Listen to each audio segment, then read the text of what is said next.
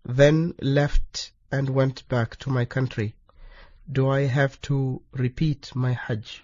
I understand from the question that the questioner here has done all the acts required on the 10th of the Hijjah, because it's not only throwing the bubbles, but there are the sacrifice and the Tawaf al-Ifada, which is a must do. Tawaf al-Ifada is a must do, is an obligation. So I would assume that the questioner here has done all of these, but he is asking about throwing the pebbles on the 11th and the 12th, that he missed this, he or she. Now, there is disagreement between scholars, but the chosen opinion, he hasn't invalidated his Hajj, but he is going to be required to make a fidya for each day that he missed.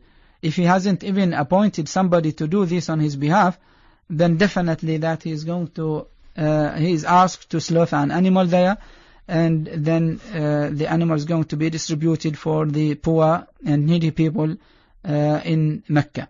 So this is what he is asked to do.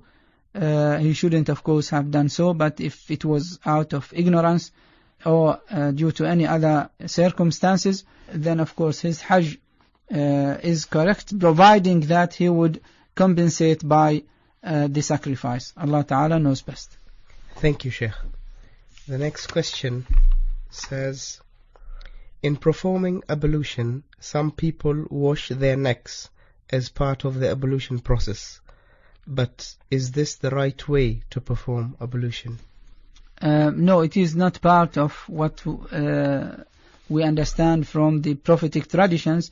Prophet Muhammad sallallahu alaihi wasallam hasn't done so, and of course we have taken this from the teachings found in the Holy Quran. Allah in the Holy Quran hasn't asked us to rub over our necks, and Prophet Muhammad sallallahu alaihi wasallam hasn't done so. So it is not authentic. Yes, to rub over the head and the ears, and then move to the foot, the right foot and the left foot. Allah Ta'ala knows best. Thank you, Sheikh. The next question says, should we pray because we love Allah, or should we pray because we fear His punishment? Well, actually it is because of both, out of fear and because of love. And this is well stated in the Holy Quran, when Allah the Almighty was talking about the previous prophets before Prophet Muhammad, peace be upon him. He said, إنهم كانوا يسارعون في الخيرات ويدعوننا رغبا ورهبا وكانوا لنا خاشعين. Allah the Almighty says, and we said truly they weighed with one another, hastening to good works, and called upon us. Now, called upon us is an indication of their acts of worship. It is not only the supplications that they were making, not the prayers that they were performing, but it is an indication of all the acts of worship that they were directing to Allah the Almighty. So he says, and called upon us out of yearning and awe, and they were humble to us. So they are doing so out of fear and out of love, because they love Allah the Almighty, and they remember all the bounties that He has bestowed upon them, all the mercy and the merciful favors that He has favored them with in this life, and they are thanking Him and expressing their gratitude to Him alone. So this is, of course, out of love. And even to meet the reward that He has promised is based upon love. But at the same time, they wouldn't guarantee that Allah the Almighty has accepted their acts of worship. They must be very careful, very cautious in this life, and that's why, because they fear His punishment in the hereafter.